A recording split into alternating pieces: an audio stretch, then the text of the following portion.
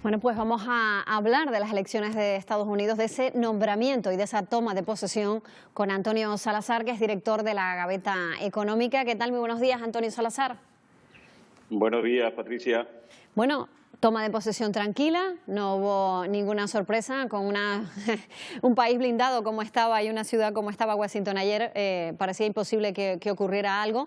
Desaparece de la escena Trump, aunque con varios procedimientos legales pendientes, como estábamos diciendo, ¿no? Efectivamente, además parece que todo lo que ha ido haciendo en las últimas semanas ha ido en la dirección de preparar un nuevo asalto al poder dentro de 4 años, aunque eso a mí me parece, primero, que por las propias condiciones del personaje será complicado. Segundo, aunque es verdad que Biden tiene 78 años, que es la edad que tendrá Donald Trump en el próximo proceso electoral, igual ya no le alcanza para tanto. Y también habrá que ver en qué medida el Partido Republicano se blinde ante los intentos de una toma de poder que ha sido malísima para ellos, ¿no? Porque Donald Trump en este tiempo ha conseguido perder las mayorías en las dos cámaras y la presidencia del país. Uh-huh. Bueno, decíamos que no se ha producido ningún incidente. Sí que el protagonismo del nuevo presidente quedaba desplazado por esa ausencia de Trump, por ese viaje que realizaba a Florida por última vez en el Air Force One.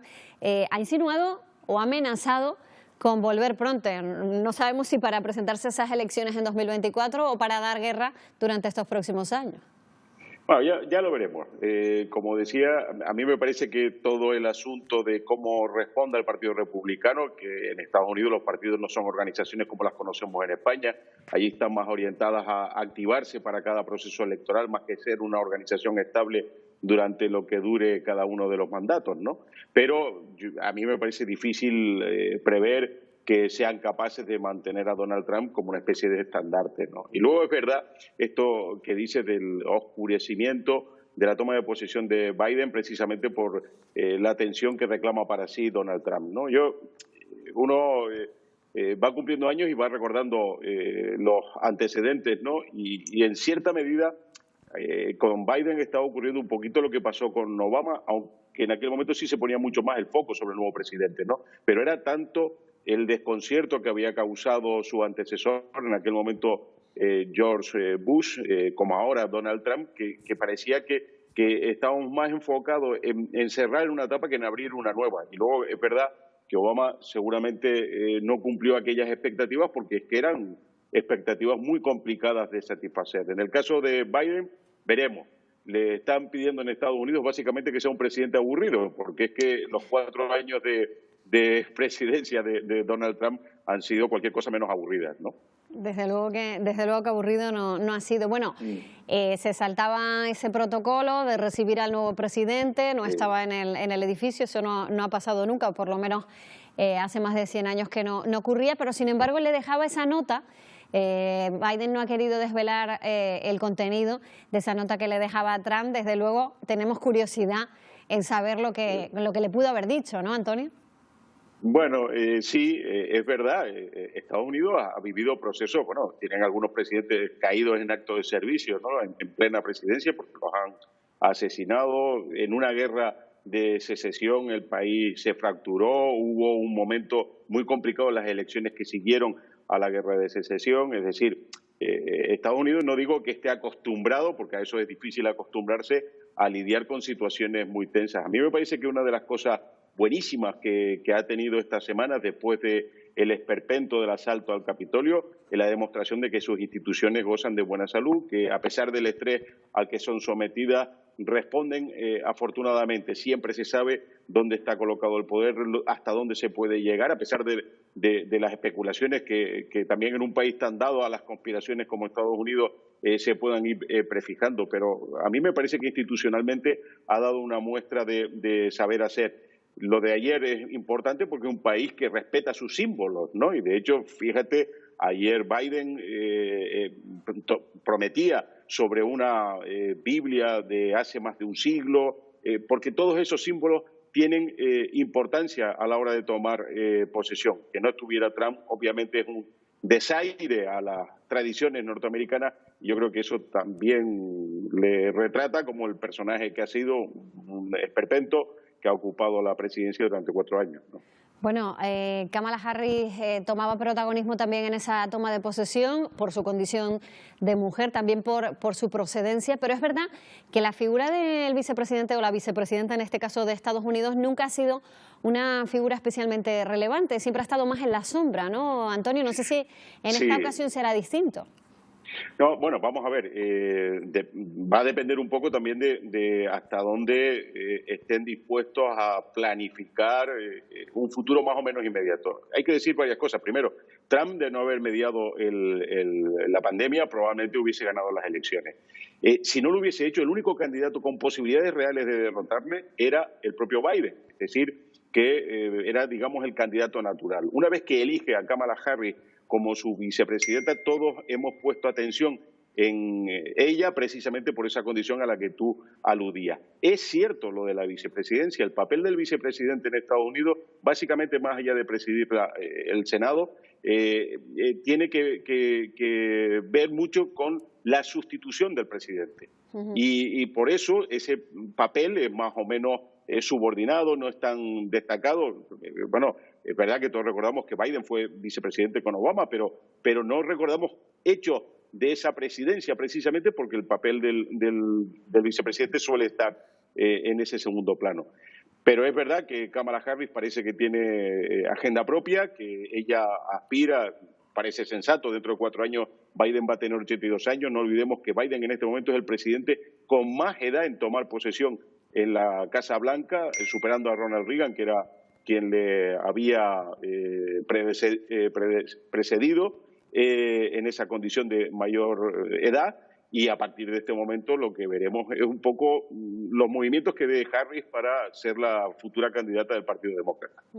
Ya nos ha dado una pista con esa firma, ¿no?, de Biden, de esos 15 órdenes orientadas, pues por ejemplo, al cambio climático, algo que Trump había prácticamente descartado, o que Estados Unidos no salga de la Organización Mundial de la Salud. Son algunos de los pasos que vamos viendo ya que están orientados a una política completamente distinta a la que ha seguido Donald Trump, ¿no? Lo cual te diría que casa mal con esa idea de intentar cerrar heridas, ¿no? Porque al final terminan deshaciendo cada presidencia lo que había hecho la anterior. Y no digo que no sea esto lo que habría que hacer, pero sí digo que habría que tener ciertos cuidados porque en este momento hay un problema de división en el país. Yo creo que ese sí que es el aspecto prioritario que debería cuidar Biden.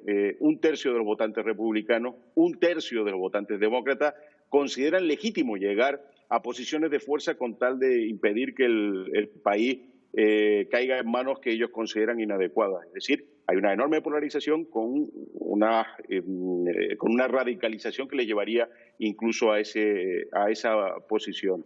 Por tanto, digo que mucho cuidado. Luego, es verdad que Trump había, bueno, eso también explicaría por qué ha sido un presidente que no ha iniciado ninguna guerra, lo cual no tiene precedentes recientes, salvo Jimmy Carter, ¿no?, en su primer mandato. ¿Por qué no ha iniciado una guerra? Bueno, porque se ha desentendido por completo casi de lo que ocurría en el exterior, con una excepción que ahora subrayaré, ¿no? Y que tiene, por tanto, esa prioridad de Biden está en recuperar las relaciones multilaterales y la vuelta a ciertos organismos, como pueda ser efectivamente, como bien decía, la Organización Mundial de la Salud. El tema de las políticas de cambio climático también es un ida y vuelta, es decir, recordemos cómo Bill Clinton firmó el protocolo de Kioto, vino George Bush y le puso mucha resistencia, volvió Obama y incorporaron esos tratados a las políticas norteamericanas y ahora Trump había decidido lo contrario. Por tanto, aquí sí parece que es un asunto de ida y vuelta, ¿no? Y la única excepción que me refería, que es una de las cuestiones que también nos va a obligar a mirar mucho la presidencia de Biden, tiene que ver con el papel que puedan jugar de cara a las políticas en países que no son tan queridos como la propia Venezuela o la relación que mantengan con Cuba, ¿no? Aquí yo creo que Trump era mucho más beligerante de lo que plantea Biden. Claro. En cualquier caso, tú has hablado de algunos de los problemas a los que se enfrenta, pero Biden no lo va a tener nada fácil, solamente con la pandemia y esa fractura, ¿no?, que hay ahora mismo en Estados Unidos, esa fractura social. Desde luego van a ser unos años difíciles. Ahora sí es verdad que si que consigue resolver o llegar a buen puerto con esos asuntos, sí podría lograr hacer historia, ¿no?, en este mandato. Bueno, insistamos que a mí me parece que pacificar los Estados Unidos y que tenga una presidencia aburrida sería el mayor éxito de Joe Biden y no deberíamos exigirle mucho más, ¿no?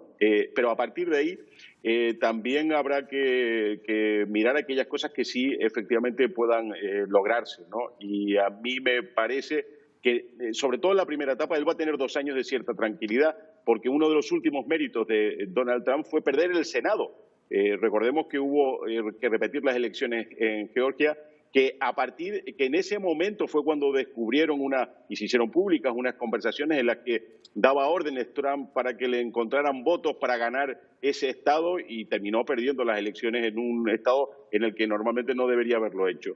Esa pérdida de Georgia supuso la pérdida de la mayoría en el Senado, y en este momento, por tanto, Biden va a tener pues no solo la presidencia, sino las 2 cámaras, la de los representantes y el Senado, a su favor. Por tanto, va a tener 2 años para por lo menos empezar a perfilar algunas cosas sin que tenga una oposición real y una capacidad de bloqueo que sí tenía en el supuesto de haber perdido el Senado. Así que los 2 años primero van a ser capitales para ver hacia dónde camina, y eso que tú decías, la posibilidad incluso de que pueda llegar a ser historia, ¿no? Bueno, pues veremos por dónde camina, como dices tú, este nuevo presidente de los Estados Unidos. Muchísimas gracias, Antonio. Gracias, Patricia. Buen día. Buenos días.